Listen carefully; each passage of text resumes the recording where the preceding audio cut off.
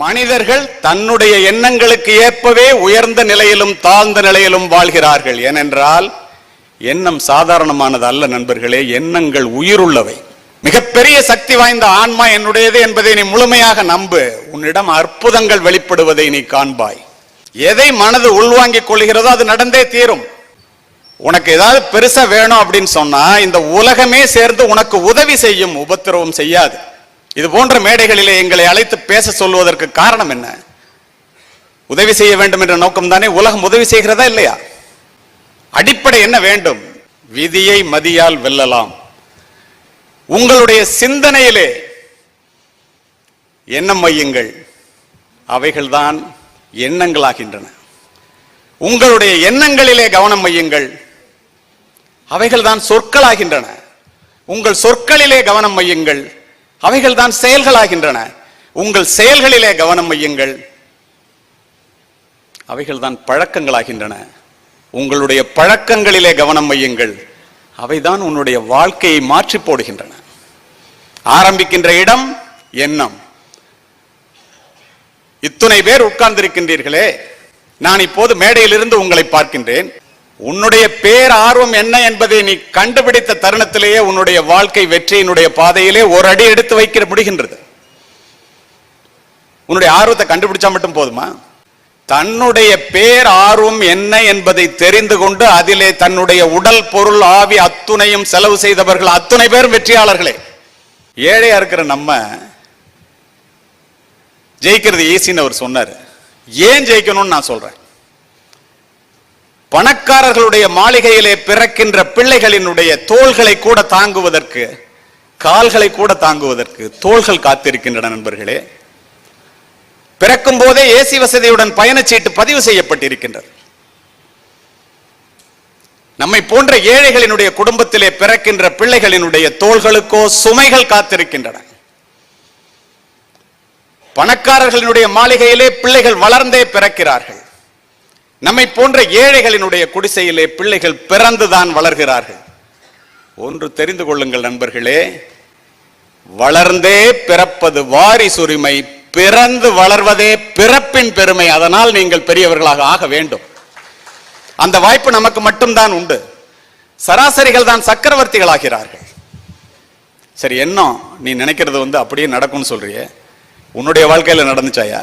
எங்க வாழ்க்கையில முயற்சி பண்றோம், நடக்கலையே. நான் வேறு உதாரணம் சொல்ல வேண்டும் என்று நினைத்தேன். இங்கு அமர்ந்திருக்கக்கூடிய நண்பர் அந்த உதாரணத்தையே உங்கள் வாழ்க்கையில் நடந்ததையே சொல்ல வேண்டும் என்று கூறிய காரணத்தினால் அதனையே பதிவு செய்கின்றேன். எல்லாரும் வாழ்க்கையில ஜெயிக்கணும்னு நினைக்கிறோம். எந்த இடத்துல பிரேக்கிங் பாயிண்ட்?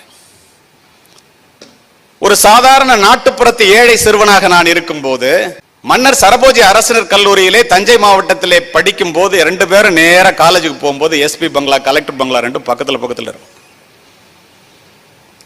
நான் காக்கி உடை அணிந்த காவல்துறை அதிகாரியாக வேண்டும் என்பதனால் எப்ப பார்த்தாலும் அந்த எஸ்பி பங்களாவை பார்த்துக்கிட்டே இருப்பேன். பெரிய முரட்டு பீசையோட 1973 தஞ்சாவூர் எஸ்பி. சிவப்பு விளக்கு சுழல 11 ஒயிட் கலர் அம்பாசிடர் கார்ல டெய்லி போவார். வருகின்ற வழிகளிலெல்லாம் வணக்கங்கள் குவிந்து விடும். குற்றவாளிகள் எல்லாம் சிதறி ஓடுவார்கள். நான் அந்த காலத்து போலீஸை பத்தி சொல்லிட்டு இருக்கேன்.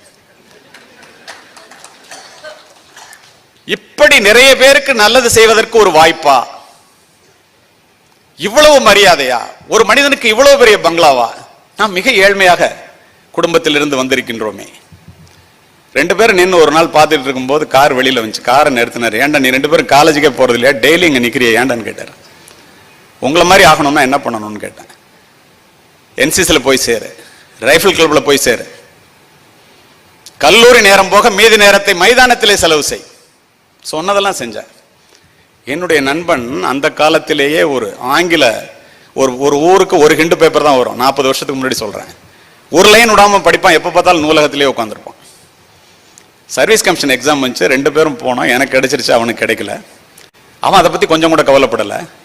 பயிற்சிகளை முடித்து சிறப்பு பதவி உயர்வை பெற்று, நண்பர்களே, எந்த எஸ்பி பங்களாவை பார்த்து கொண்டு ஒரு நாட்டுப்புறத்து ஏழை சிறுவனாக கல்லூரிக்கு சென்றேனோ அதே எஸ்பி பங்களாவிலே மாவட்ட கண்காணிப்பாளராக அதே நம்பர் உள்ள கார்ல குடி புகுந்தேன். இதை சொல்லுவது எனக்காக அல்ல, பதவியேற்று முடித்துவிட்டு மரியாதை நிமித்தமாக மாவட்ட ஆட்சித்தலைவரை பார்ப்பதற்காக சென்றேன். நண்பர்களே, இந்து பேப்பர்ல ஒரு லைன் விடாம படிச்சு எப்ப பார்த்தாலும் நூலகத்திலே இருந்த என்னுடைய நண்பன் மாவட்ட கலெக்டராக அமர்ந்திருந்தான். இது கதையல்ல, நிஜம். நீ என்னவாக வேண்டும் என்று நினைக்கிறாயோ அதுவாகவே ஆகிவிடுவாய். மனித மனதினுடைய வலிமை மிக பெரியது நண்பர்களே. அந்த வலிமையை தெரியாத காரணத்தினால் நம்முடைய எல்லைக்கோட்டை நாம் சுருக்கிக் கொள்கிறோம். மிகவும் வாழ்க்கையிலே வெற்றி பெற்ற மனிதர்களிடையே அவர்கள் கூட தன்னுடைய மனதினுடைய சக்தியிலே 50% கூட உபயோகப்படுத்தவில்லை என்பதுதான் ஆய்வுகளின் உண்மை. நீ வாழ்க்கையிலே வெற்றி பெற வேண்டும் என்றால் உன்னுடைய மனதை ஒருமுகப்படுத்து. நீ உன்னுடைய மனதை கட்டுப்படுத்த, இல்லாவிட்டால் உன்னுடைய மனம் உன்னை கட்டுப்படுத்தி விடும். மனதை எப்படி கட்டுப்படுத்துவது? ஒரு அதிகாலை பொழுதிலே எழுந்து மார்பிலே நெஞ்சிலே கை வைத்து நம்மிடம் இருக்கின்ற கெட்ட பழக்கங்கள் என்ன, இதை விட்டொழிக்க வேண்டியதனுடைய அவசியம் என்ன, எதனால் நம்முடைய வாழ்க்கையிலே சிந்தனை சிதறல்கள் ஏற்படுகின்றன, இதனை விட்டொழித்தால் உங்களுடைய மனம் உங்களுடைய கட்டுப்பாட்டுக்குள் வரும். ஒரு விவசாயி எப்படி ஒரு பயிரை வளர்த்தெடுக்கும் போது களைகளை நீக்குகின்றானோ, மனதிலே ஏற்படுகின்ற கெட்ட எண்ணங்களை நீங்கள் நீக்க கற்றுக்கொண்டால், ஒவ்வொருவரும் ஆயிரக்கணக்கான கெட்ட எண்ணங்களோடு வெளியிலே தெரிந்தால் மானம் போய்விடுமே, மரியாதை போய்விடுமோ என்ற எண்ணங்களோடு வாழ்ந்து கொண்டிருக்கின்றோம். அதை நாம நீக்கிக் கொண்டால், இதை சொல்வதற்கு நானோ ஒரு பெரிய ஞானியோ தேவையில்லை. உலகத்திலே ஒரு அயோக்கியன் குறைந்தான் என்பது சர்வ நிச்சயம். You be the change you want. சொல்லுக்கும் செயலுக்கும் வித்தியாசம் இல்லாமல் வாழ முடியும்.